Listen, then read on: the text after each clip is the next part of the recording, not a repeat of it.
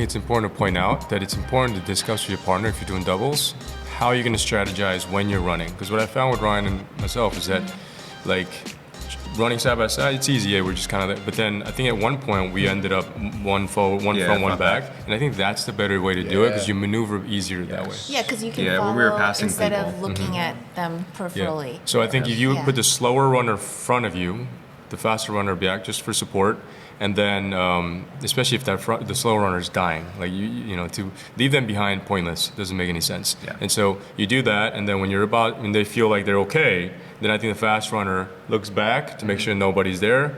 You can just like driving, and you pass. Yeah. And then eventually you fall back again. I think if you figure out a system like that, I think it works out so much better. It's less just thinking, you know, constantly seeing where your partner is. Yeah. And I think it's important to strategize how are you going to position yourself during the run and how are you going to pass people. Because there are a lot of people merging. Yeah. You got to also cross lanes to get into the stations. And so there's a lot of, you got to actually have something going on or else one of you is going to hope you get run over by another runner or you're going to get tripped up. You're going to end up tripping each other up. Yeah, I mean, I tried to stay, if we weren't side by side, I tried to stay on like the backside of one of your shoulders, depending on where we were at in the lap, so that if I had to communicate something to you, it was right there in your ear, and it wasn't like, you know, trying to turn and look towards you.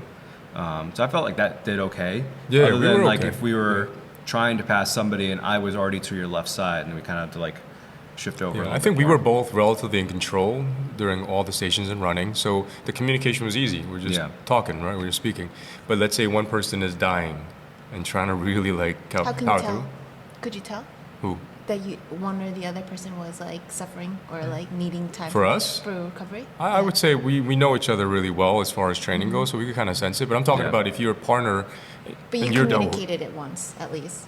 Yeah, I mean, I would communicate too. If I felt like my hamstring was going to tweak, I'd be like, hey, I got to slow it down a little bit, my hamstring. see. So we were constantly talking. Yeah. Okay.